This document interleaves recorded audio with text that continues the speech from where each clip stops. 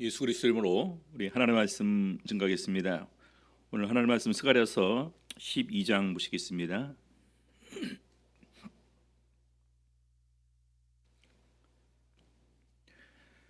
스가랴서 12장 우리 1절에서부터 5절까지 읽겠습니다. 이스라엘에 관한 여호와의 말씀의 경고라.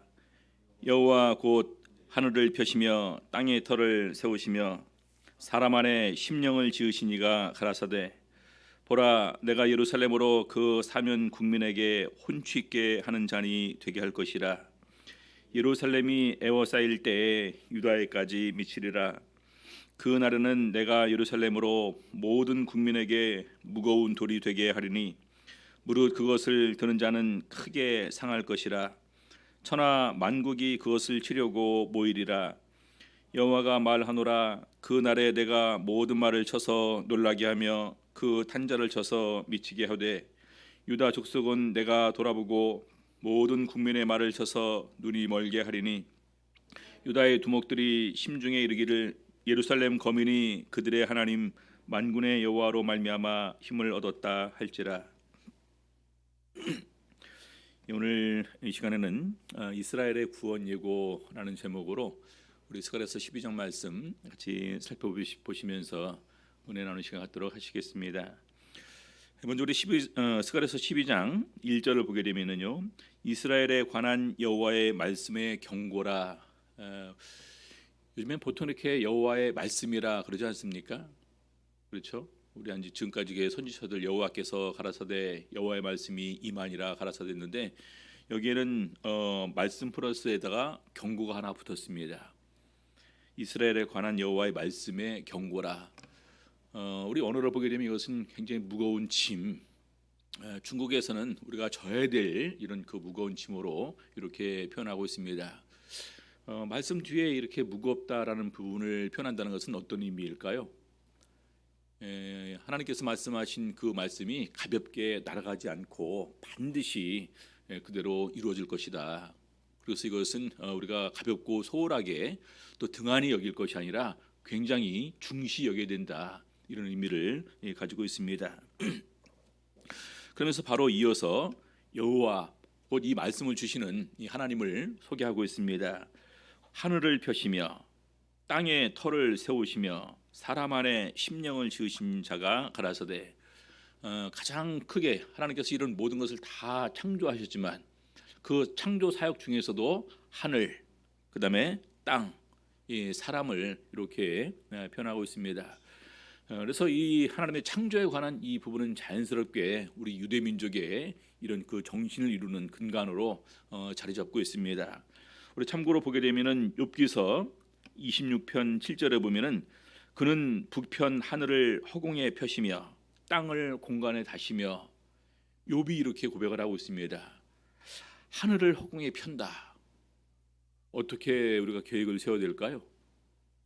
만약 우리 성도님들이 만들 수 있다면 우리 공중에다가 이제 그 하늘을 먼저 이렇게 쭉 만들어 놔야 되겠죠.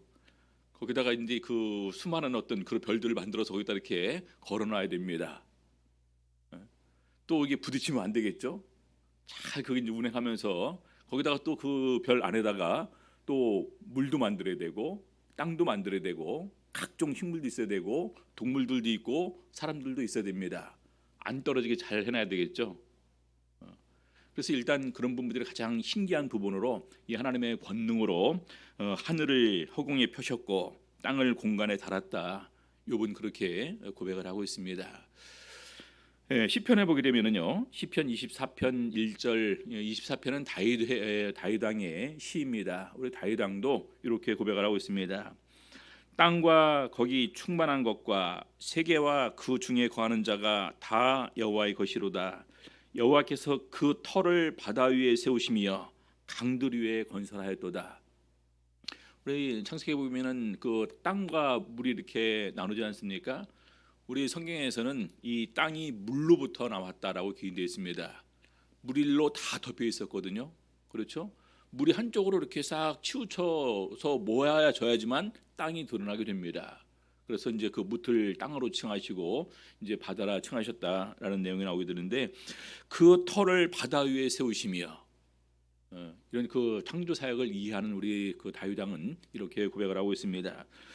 그리고 전도서에 보게 되면은요, 이제 그 솔로몬 왕이 이렇게 또 이제 지으면서 이렇게 표현하고 있습니다. 흙은 여전히 땅으로 돌아가고 신은 그 주신 하나님께로 돌아가기 전에 기억하라. 그래서 사람 안에 심령을 지으시니가 가라사대, 우리 하나님께서 우리 안에 신을 주셨는데, 결정적으로 우리 인간의 이런 모든 수명을 마치고 흙은 이렇게 이제 그 땅으로 돌아가는, 몸은 땅으로 돌아가지만 신은 그 주신 하나님께로 돌아간다, 이렇게 증거를 하고 있습니다. 그래서 굳이 이렇게 하늘을 펴시고 땅의 터를 세우시고 사람 안에 심령을 지으신 자, 이 부분을 표현하는 이유는 뭘까요? 바로 우리 하나님께서 창조자이시면서 주권자이시면서 이런 모든 것을 주관하시면서 우리에게 원하시는, 또 하나님께서 말씀하신 것을 반드시 이룰 수 있는 분이시다라는 부분을 이렇게 말씀하시는 것입니다. 우리 성도님들 한번 생각해 보시기 바랍니다. 하늘을 만드시고 땅을 만드시고 이 사람을 지으시고 사람 안에 심령을 지어주신 이가 이 세상의 역사, 그거 잠깐 이렇게 그 가운데에서 하나님의 택하신 백성 보호하는 것은 얼마나 쉬운 일일까요? 그러지 않습니까? 그래서 그것은 반드시 우리에게 주신 이 말씀대로 이루어질 것을 이렇게 말씀하시는 가운데 하나님의 전지전능하신 능력을 이렇게 먼저 언급을 하고 있습니다. 자, 그다음에 계속해서 스가랴서 12장 2절 보시겠습니다.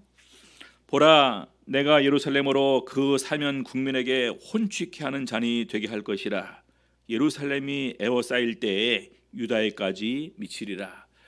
여기 보면은 예루살렘으로 그 사면 국민에게 혼취케 하는 자, 취해서 비틀거린다라는 그러한 의미입니다. 사면 국민에게 그렇게 되게 할 것이라는 것입니다.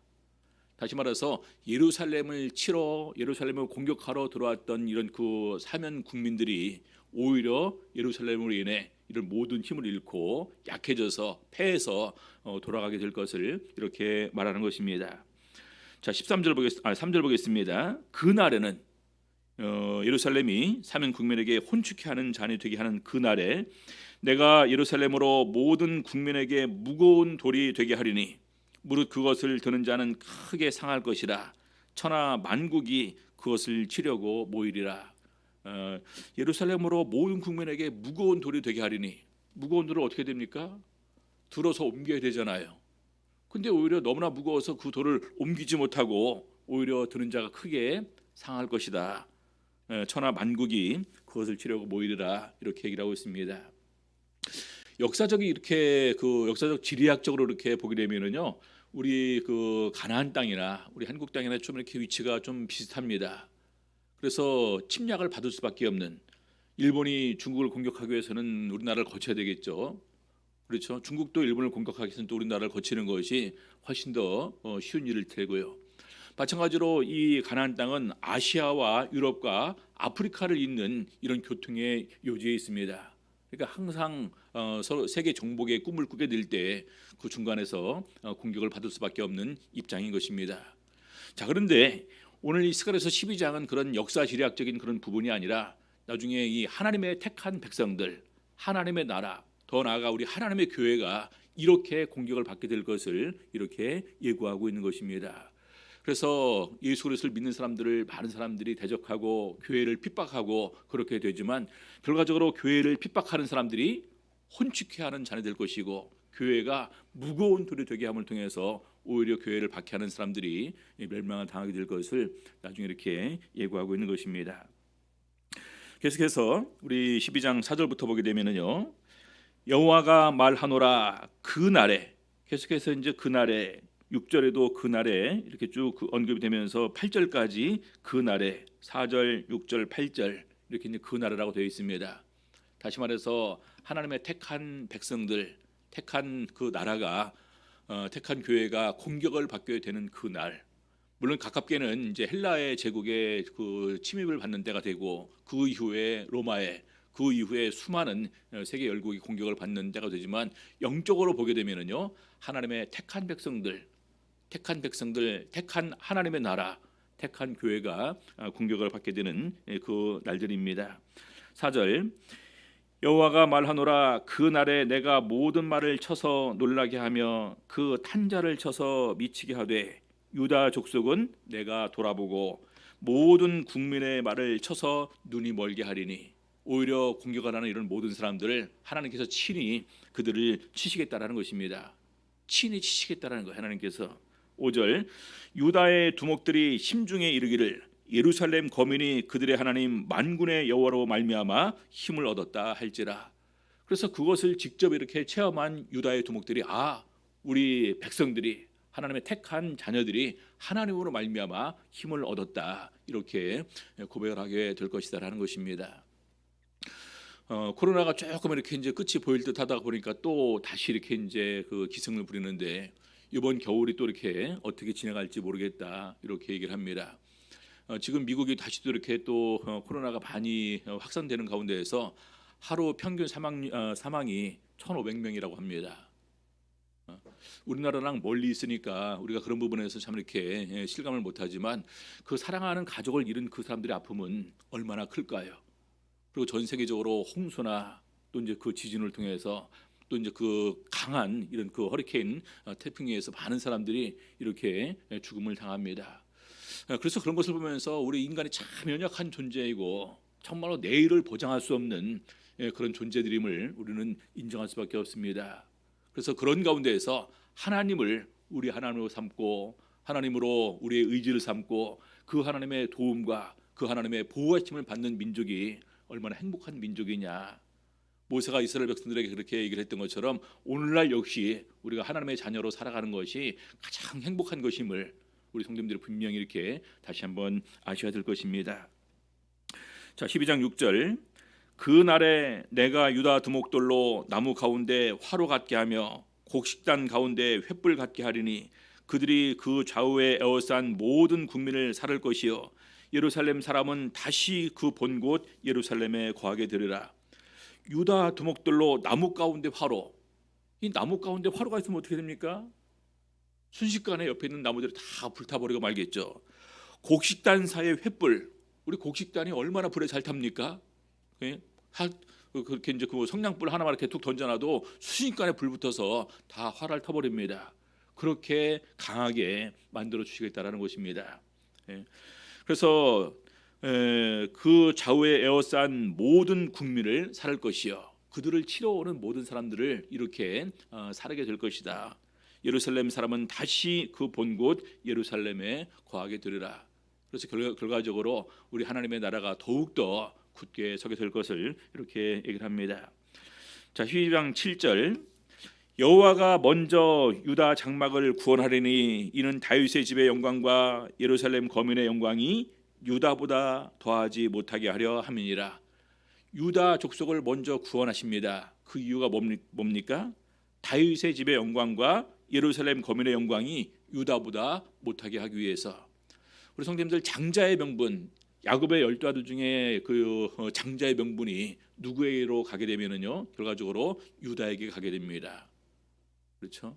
루벤은 이제 그 아버지의 계모를 이렇게 이제 그 첩을 취했고 시므이는 이제 그 악한 계획을 써서 이제 그 세겜 족속의 디나일로 복수를 하게 됩니다. 그래서 이제 칼을 사용한 그런 사람으로 이렇게 이제 변해되고 레이는 특별히 하나님께서 구분해서 이제 그 하나님의 택한 이런 사역자로 레이는 구분하고 그 다음 이어서 유다입니다. 그래서 이 홀이 유다를 떠나지 않고 실로가 오기까지 그렇게 하게 될 것을 이미 그 야곱이 우리 창세기 49장에서 예언한 내용이 이렇게 나오게 됩니다. 그래서 예수님께서 바로 유다 족속으로 또 이제 그 다윗의 왕권을 영원히 잇는 이런 왕으로서 오시는 것을 이렇게 얘기하기 때문에 바로 다윗의 집의 영광과 예루살렘 거민의 영광보다 유다 족속의 영광이 앞서기 위해서 유다 족속의 유다 장막을 구원하신다 이렇게 말하고 있습니다. 자, 8절 그 날에 여호와가 예루살렘 거민을 보호하리니 그 중에 약한 자가 그 날에는 다윗 같겠고 다윗의 족속은 하나님 같고 무리 앞에 있는 여호와의 사자 같을 것이라. 하나님께서 친히 예루살렘 거민을 보호하는데 이렇게 강하게 만들어 주시겠다는 것입니다.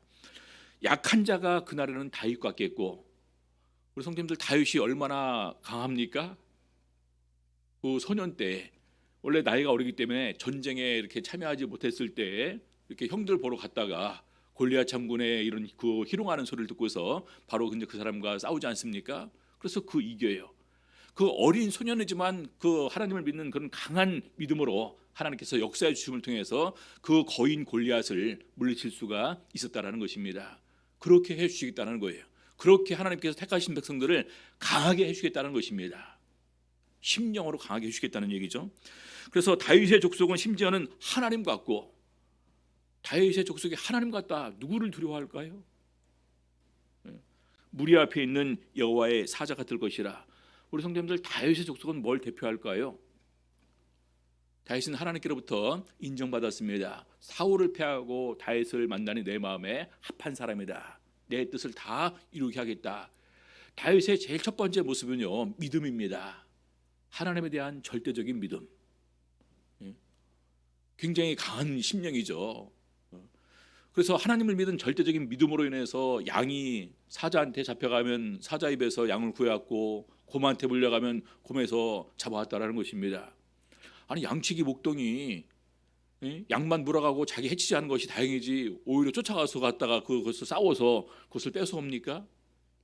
이건 하나님에 대한 믿음이 그만큼 다윗이 컸다라는 얘기입니다. 그리고 다윗은 정직합니다. 항상 정직.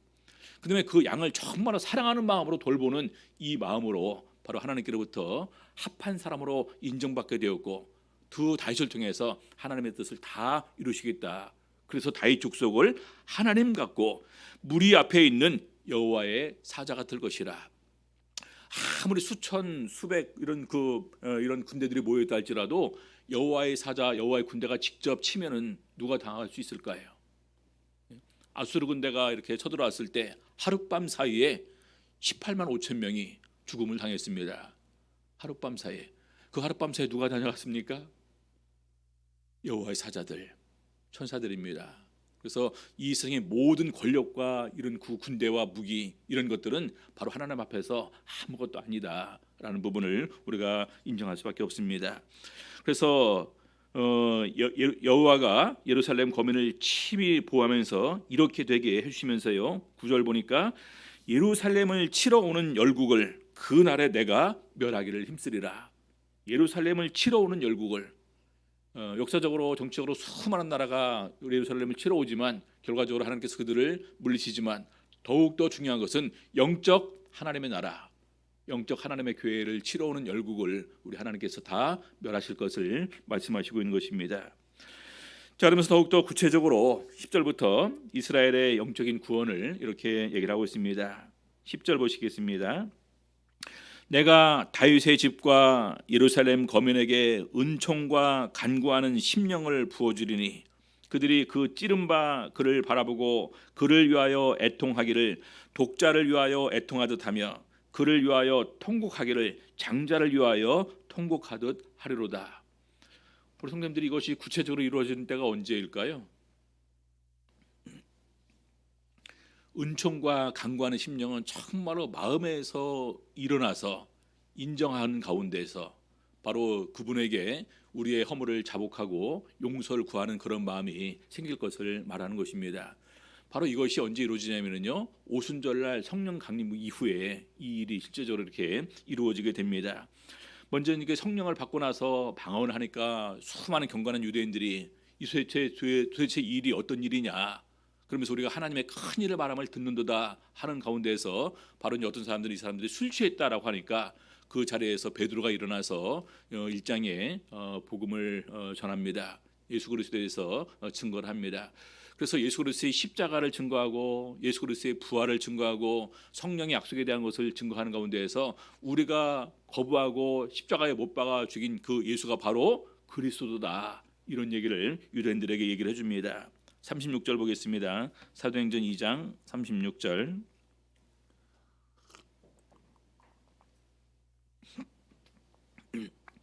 그런즉 이스라엘 온 집이 정령 알지니 너희가 십자가에 못 박은 이 예수를 하나님이 주와 그리스도가 되게 하셨느니라 하니라. 저희가 이 말을 듣고 마음에 찔려 우리 성님들 마음에 찔리는 이게 있어야지 정말 그 진실한 이런 그 마음으로 이렇게 표현이 되게 되는 것입니다. 마음에 찔림이 없는 가운데서 진실한 마음이 진실한 말이 나올 수 있을까요? 그럴 수가 없겠죠. 그래서 그들이 베드로와 다른 사도들에게 물어 가로되 형제들아 우리가 어찌할꼬? 이 엄청난 일을 우리가 어떻게 해야지 용서받을 수 있고 어떻게 해야지 다시 우리가 예수 그리스도의 이런 그 복음의 은혜에 우리가 참여하게 되고 그 안에서 구원을 받을 수 있을 것인가, 이 부분을 이렇게 물은 것입니다. 그래서 바로 그런 그들에게 베드로가 회개하여 예수 그리스도의 이름으로 세례를 받고 죄 사함을 받으라. 그러면 성령을 선물로 받으리니. 그래서 이날에 이 말을 받는 사람들이 세례를 받고 제자의 수가 3,000이나 되었더라. 그래서 진정으로 예수를 향해서 간구하는 심령, 예수 그리스도의 은총을 구하는 이런 마음이 바로 이렇게 열려질 것을 예언하면서 이때로부터 정말로 엄청난 이런 그 회개가 이루어질 것을 예고를 하고 있습니다. 스가랴서 12장 11절 그날에 예루살렘에 큰 애통이 있으니, 그날에 이 큰 애통은요 진실한 회개, 참된 회개를 이렇게 표현하는 의미입니다. 이 큰 애통은 우리가 그냥 그 펑펑 울 때 정말로 거짓으로 우는 사람이 있을까요? 이 참의 눈물, 정말로 이 큰 애통, 예수 그리스도 십자가에 못 박은 이 죄를 회개하는 가운데서 이 애통은 정말로 진실한 회개 가운데서 나오는 애통의 눈물이다, 이렇게 얘기할 수 있습니다. 그러면서 이것이 마치 무깃도 골짜기 하다 드림몬에 있던 애통과 같을 것이라. 이 무깃도 골짜기 하다 드림몬에는 애통은 우리 구약 성경의 역사를 보게 되면은요 애굽 왕 바로 누고가 이렇게 이제 바벨론을 치러 이렇게 올라갑니다. 그러면서 이제 그 요시아 왕한테 얘기를 해요. 우리는 절대로 이 유다 땅을 건드리지 않고 그냥 이렇게 지나만 갈 테니까 막지 말라. 또 이것이 하나님의 뜻이다.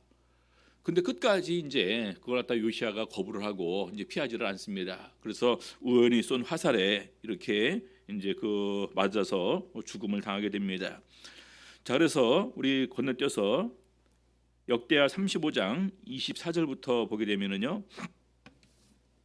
역대하 35장 24절 그 신복이 저를 병거에서 내리게 하고 저의 버금 병거에 태워 예루살렘에 이른 후에 저가 죽으니 그 열주의 묘실에 장사하니라.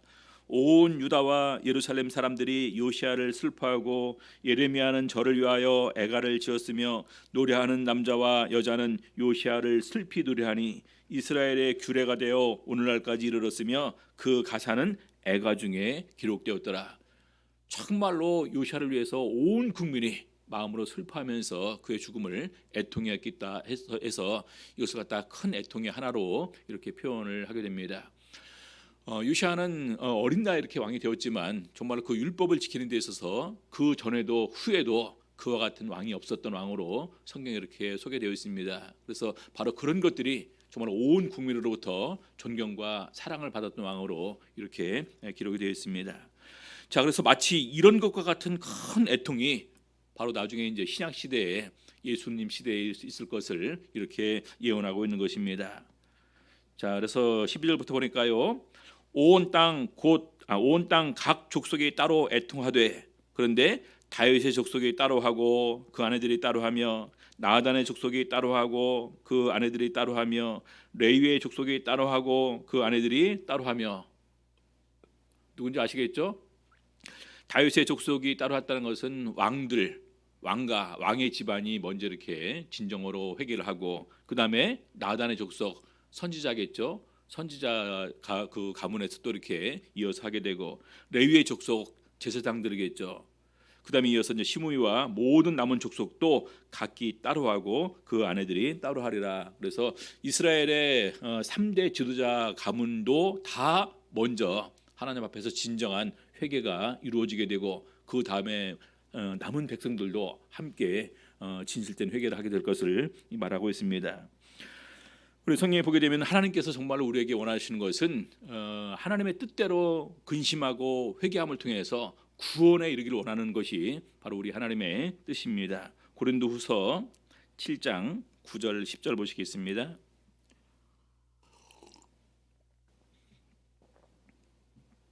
고린도후서 7장 9절 10절 내가 지금 기뻐함은 너희로 근심하게 한 까닭이 아니요 도리어 너희가 근심함으로 회개함에 이르는 까닭이라. 너희가 하나님의 뜻대로 근심하게 된 것은 우리에게서 아무 해도 받지 않게 하려 함이라. 하나님의 뜻대로 하는 근심은 후회할 것이 없는 구원에 이르게 하는 회개를 이루는 것이요 세상 근심은 사망을 이루는 것이니라. 하나님의 뜻대로 우리가 그 안에서 우리의 잘못을 인정하고 자백하는 가운데서 근심하면서 우리가 이것을 어찌할꼬, 우리 사람의 능력을 어찌할 수 없으니까 같이 부둥켜 안고 통곡하면서 우는 이런 그 모습, 바로 그런 것이 참된 회개를 이루게 한다라는 것입니다. 우리 성도님들, 만약에 이렇게 우리가 많은 사람들이 진실로 이런 세상에 있는 모든 것들이 우리 하나님의 진노의 한 징계한 모습이라고 생각한다면 우리 구약 시대에 예를 들면 어떻게 됩니까? 전부 다 여호와의 전에 다 모여서 울면서 금식하고 애통하면서 회개를 촉구하는 이런 내용들이 사실은 이런 상황에서 우리가 그렇게 해야 될 것이다라고 우리 구약 성경에 표현되어 있습니다. 온역으로 하나님께서 징계를 내릴 때도 있고, 지진으로 징계를 내릴 때도 있고, 기근으로 징계를 내릴 때도 있고, 전쟁으로 징계를 내릴 때도 있습니다. 지금 세계적인 상황 이런 것이 다 포함된 그런 상황이라고 말할 수 있지 않을까요? 그래서 정말로 우리가 하나님을 인정하는 가운데서 이 참된 이런 회개가 일어나게 될 때 정말 우리 모든 세계 모든 사람이 주 안에서 평안과 형통의 복을 온전히 누릴 수가 있게 되는 것입니다. 그래서 바로 우리 하나님께서 정말 원하시는 것은 우리가 다 구원받는 것입니다. 베드로후서 3장 9절입니다. 주의 약속은 어떤 이에 더디다고 생각하는 것 같이 더딘 것이 아니라 오직 너희를 대하여 오래 참으사 아무도 멸망치 않고 다 회개하게 이르기를 원하시느니라. 아무도 멸망치 않고 다 회개하게 이르기를 원하시느니라. 그래서 우리 성경 마지막에 있는 요한계시록을 보게 되면은요, 요한계시록 2장 3장에 7교회에 보내는 이런 편지가 있습니다. 거기에 5교회에 직접적으로 회개를 촉구합니다. 회개하라. 그래서 에베소 교회에 어디서 떨어진 것을 생각하고 회개하고, 버가모 교회에 그러므로 회개하라. 두아디라 교회에 내가 그에게 회개할 기회를 주었다. 사대 교회에 어떻게 받았으며 어떻게 들었는지 생각하고 지키어 회개하라. 라우디가 교회에 그러므로 네가 열심을 내라 회개하라. 계시록의 마지막 부분도 회개입니다. 자, 그런데 끝까지 회개치 않는 이런 강박한 마음들이 요한계시록에 기록되어 있습니다. 우리 성경에 보게 되면은, 우리 요한계시록 보면은 7 나팔이 있고요, 7 대접의 재앙이 있습니다. 근데 그럼에도 불구하고 마음이 강박해지게 되면은요, 오히려 그런 가운데 더욱더 큰 고통 가운데 있지만 하나님을 회방하는 이런 악한 마음으로 이렇게 자리 잡게 됩니다. 그래서 이것은 저번에 이렇게 살펴봤던 부분들이기 때문에 더욱더 우리가 하나님의 말씀을 들을 때 진정으로 우리 심령으로 받아들이는 가운데, 우리 심령으로 자백하고 인정하고 회개하는 이런 마음을 우리 주님께 구하셔야 되는 것입니다. 이 회개하라, 천국이 갖고 왔느니라, 이 구원의 복음의 메시지는 예전이나 지금이나 변함이 없습니다. 우리 성도님들, 우리가 마지막으로 정말 하나님 앞에 나가기 전에, 예수 그리스도 앞에 서기 전에 우리는 무엇을 준비할 것인가? 저번에 마침 이렇게 또 기회가 있어서 우리 이제 서도 갔다가 이렇게 이제 김천에 잠깐 다녀왔습니다. 이제 그 86세시고 그러셔서 이제 마지막으로 그 말씀드렸습니다. 이제는 정말로 언제 가실지 모르니까 예수님 만날 준비를 하셔야 됩니다. 2가지입니다. 모든 사람으로 더불어 화평함과 거룩함을 쫓으라. 이것이 없이는 아무도 주를 보지 못하리라. 그래서 다시 한번 그런 그 말씀으로 아버님과 이렇게 얘기를 나누고 왔습니다. 모든 사람으로 더불어 화평함과 그다음에 그런 가운데에서 이 거룩함을 유지하는 가운데에서 정말로 주님을 만날 준비를 할 수 있는 우리 성도들의 삶이 될 수 있기를 예수 이름으로 바랍니다. 찬양 487장 찬양하시겠습니다.